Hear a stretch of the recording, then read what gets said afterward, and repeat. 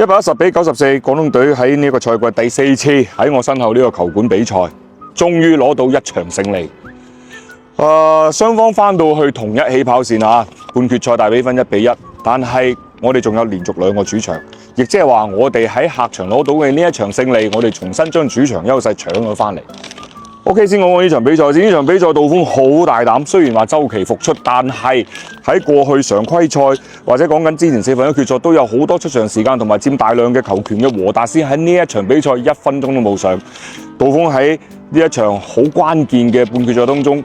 用咗貝爾，佐敦貝爾。咁而佐敦貝爾用咗一個點樣嘅數據嚟到回饋杜鋒嘅信任呢？我記得最清楚嘅係10個嘅助攻。咁同埋咧，加上就係佐敦貝爾喺呢一場比賽當中咧，籃板方面亦都有9個啦，仲有6次嘅搶斷啦。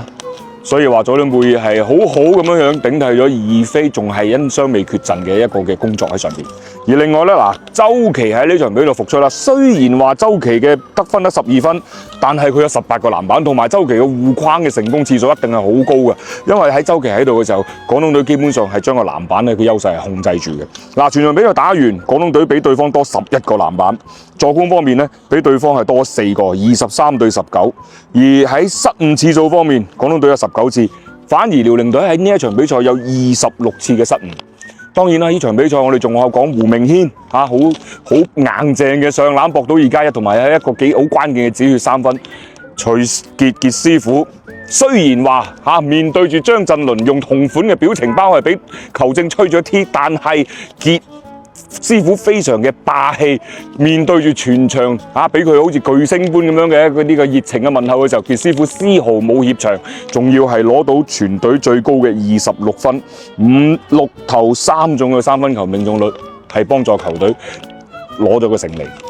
李易臻呢個賽季常規賽之前講過啦，冇打過幾場比賽嘅啫，但係佢喺自己嘅職業生涯第2場半決賽當中做咗一個好好嘅一個嘅防守作用。儘管李易臻喺呢一場比賽佢嘅得分係0，但係佢喺消耗趙繼偉或者面對住福格嘅時候，佢盡晒力，亦都得到咗周琦嘅肯定，得到咗杜鋒嘅肯定。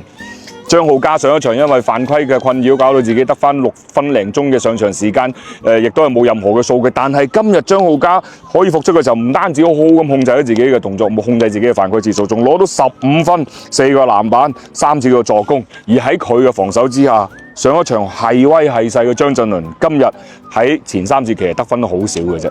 咁同埋咧，張浩嘉喺今日亦都有一個超遠嘅3分，自己都好激動咁樣係仰天狂號咁樣嘅。